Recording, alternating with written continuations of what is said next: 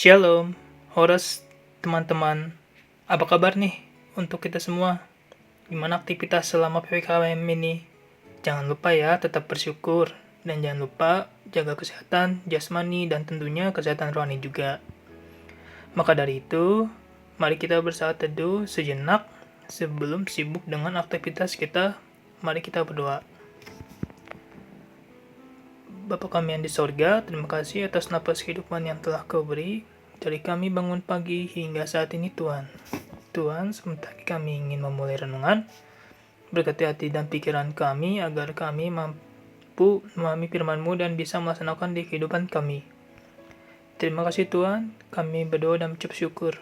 Amin. Oke teman-teman, untuk renungan hari ini yaitu dasar pelayanan Kristiani. Sebelum kita masuk, saya akan membuka dulu dengan ayatnya. Ayat bacaan renungan kali ini tertulis pada Lukas 10 ayat 38 sampai 42. Saya ulangi, Lukas 10 ayat 38 sampai 42. Oke. Maria dan Marta. Ketika Yesus dan murid-muridnya dalam perjalanan, tibalah ia di sebuah kampung. Seorang perempuan yang bernama Marta menerima dia di rumahnya. Perempuan itu mempunyai seorang saudara yang bernama Maria. Maria ini duduk dekat kaki Tuhan dan terus mendengarkan perkataannya. Sedang Marta sibuk sekali melayani, ia mendekati Yesus dan berkata, "Tuhan, tidakkah engkau peduli bahwa saudaraku membiarkan aku melayani seorang diri? Suruhlah dia membantu aku." Tetapi Tuhan menjawabnya, Marta, Marta, engkau khawatir dan menyusahkan diri dengan banyak perkara, tetapi hanya satu saja yang perlu. Maria telah memilih bagian yang terbaik, yang tidak akan diambil daripadanya. Menurut teman-teman, sepenting apa sih kita melayani? Ayo, gimana nih? Sepenting apa sih? Oke, jadi melayani sangatlah penting dalam kehidupan. Melayani menjadi keutamaan dalam hidup sosial setiap manusia. Contohnya kita nih, melayani bisa di mana saja. Bisa di rumah, bisa di tempat kita mencari ilmu. Tapi biasanya kita kan kalau melayani itu di gereja aja ya. Padahal kita melakukan apapun itu adalah melayani. Namun di sini kita itu melayani, keutamaannya itu di Kristiani. Oke, kita sebagai orang Kristen mempunyai tugas untuk melayani sesama. Dalam kasih dan kebenaran, misalnya membantu yang membutuhkan dan menolong mereka yang menderita, tidak lain adalah bentuk dari pelayanan.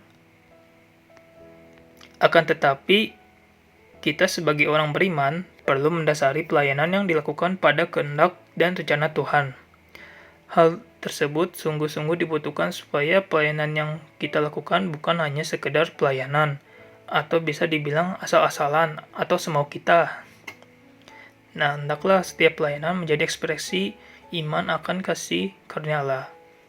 Pelayanan menjadi sarana kesaksian akan rahmat Tuhan yang melimpah dalam hidup. Melalui pelayanan, hendaknya berkat yang kita terima boleh juga dirasakan oleh orang lain. Nah, bacaan Injil hari ini mengatakan kepada kita, dasar dari setiap pelayanan Kristiani, bahwa setiap pelayanan Kristiani perlu didasari kepada kehendak dan rencana Allah. Untuk memahami rencana dan kehendak Allah, pertama-tama kita dituntut untuk mendengarkan Tuhan. Nah, sikap inilah yang persis dilakukan oleh Maria ketika Yesus datang mengunjungi Maria dan Marta saudarinya. Maria menunjukkan sikap mendasar sebagai orang beriman, yakni duduk dan mendengarkan Tuhan.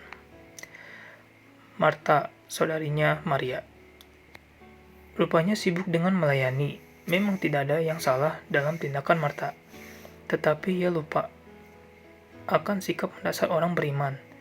Ia terlalu banyak disibukkan dengan banyak perkara, padahal hanya satu saja yang perlu, yaitu mendengarkan Tuhan. Oleh karena itu, Santo Paulus sungguh-sungguh berubah hidupnya kala dia mendengarkan Tuhan. Tetapi ia yang telah memilihku sejak kandungan ibuku dan memanggil oleh kasih karunia-Nya. Itu masuk di Galatia 1 ayat 15. Yang dahulunya berusaha menganiaya dan membinasakan jemaat diubah oleh Allah menjadi seorang pemberita iman. Demikian segala pelayanan dan tindakan kasih harus didasari kerendahan hati untuk mau mendengarkan Allah terlebih dahulu. Kita mampu memahami rencana dan kehendak Allah kalau kita mau untuk duduk dan mendengarkan Dia.